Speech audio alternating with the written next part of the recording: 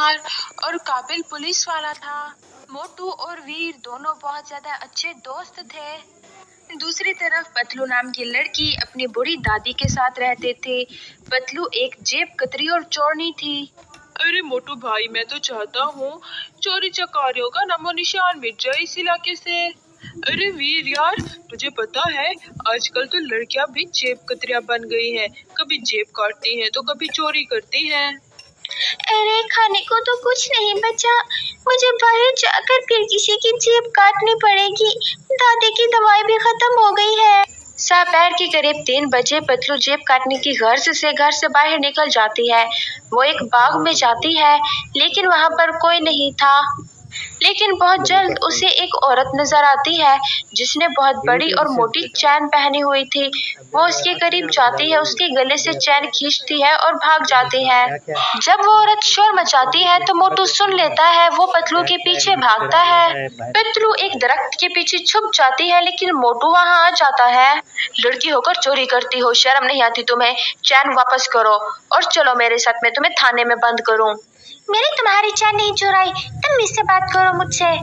ओह, तो अब जेब कतरे भी चाहते हैं कि उनके साथ इज्जत से पेश आया जाए। मैं एक पुलिस वाला हूँ, चैन वापस करो।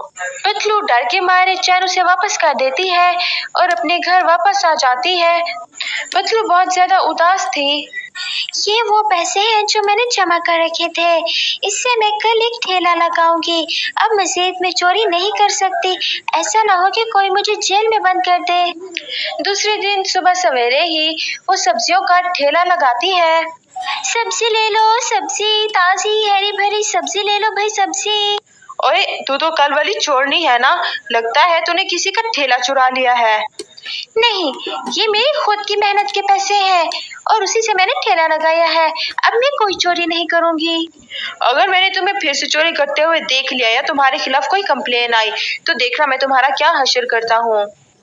मैं जानती हूँ आपको बस सब एक बहाना चाहिए मुझे जेल में बंद करने का, लेकिन आपको नहीं मिलेगा। धीरे धीरे समय गुजरता है और एक दिन पतलू जब गुब्बारे बेच रही थी तो एक जॉन नाम का लड़का आता है।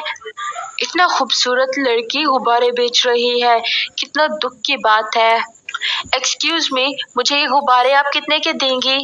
पतलू उसे कीमत बताती है और जॉन वो गुब्बारे ले लेता है। न जाने क्यों लाख बुलाने पर भी वो मुझे याद आ रही है। मैं उसे क्यों इतना याद कर रहा हूँ? क्यों मेरे असा पर वो हावी हो चुकी है? क्या करूँ मैं? ओ नहीं, अगर ऐसा रहा तो मैं बहुत जल्द पागल हो जाऊंगा। मुझे जाकर उससे बात करनी होगी। ये मुझे क्या हो रहा है ना जाने। दूसरे दिन सुबह सवेरे ही जॉन पतलू को ढूंढने के लिए निकल जाता है। एक जगह पर उसे पतलू दिख जाती है। वो पतलू के पास जाता है और कहता है, मैं आपसे कुछ बात करना चाहता हूँ, क्या आप 2 मिनट मेरी बात सुनेंगी? मैं अनजान लोगों से बातें नहीं करती, मेरा रास्ता छोड़े आप। प्लीज मेरी 2 मिनट बात सुन ले, उसके बाद अब चली जाना यहाँ से। ठीक है, जल्दी बोलो, मेरे पास ज्यादा फालतू टाइम नहीं है। मैं नहीं जानता आप कौन है, आप कहाँ से आई हैं, आप क्या करती हैं और कहाँ जाएंगी, लेकिन मैं आपको दिल दे बैठा हूँ। मैं आपसे शादी करना चाहता हूँ। Will you marry me? Patlu ये बात सुनकर शर्मा जाती है और चली जाती है। मुझे भाई से बात करनी चाहिए। अब तो पतलू जी भी राजी हैं। मैं उनसे जल्द से जल्द शादी करना चाहता हूँ। मैं आज शाम को ही भाई को और उसे मिलवा दूंगा। जब पतलू और मोटू दोनों आमने सामने आते हैं तो दोनों एक दूसरे को देखकर चौंक जाते हैं। तब मोटू जॉन से कहता है, तुम्हारा दिमाग खराब हो चुका है। अपना स्टेटस देखो और इसका स्टेटस देखो। ये कभी नहीं हो सकता जो तुम चाह रहे हो। भाई, अगर मुझे स्टेटस से फर्क पड़ता तो मैं कभी पतलू से मोहब्बत ना करता। तुम इस एरी गैरी के पीछे अपने भाई के साथ बहस कर रहे हो। भाई, ये एरी गैरी नहीं है, ये मेरी मोहब्बत है। मैं इसे बहुत मोहब्बत करता हूँ। उसके बाद पतलू जी, मेरा भाई कभी राजी नहीं होगा। वो हमारे रिश्ते के सख्त खिलाफ है। मैं जानती थी ऐसा ही होगा। डोंट वरी, मैं आपकी लाइफ से दूर चली जाऊंगी। आज ये बात की है, आज के बाद फिर मत कहना। मैं तुमसे ही शादी करूंगा। मैं उन आवारा लड़कों में से नहीं जो दिल किसी के साथ लगाते हैं और शादी किसी और के साथ। जब जॉन घर की तरफ जा रहा था तो रास्ते में उसे मोटू मिल जाता है। दोनों टकरा जाते हैं। तब मोटू गुस्से में जॉन से पूछता है, रात भर कहाँ थे तुम? शर्म नहीं आती तुम्हें? छोटे बच्चों जैसी हरकतें करते हो। चलो घर चलो। आपने जाना है तो जाए घर।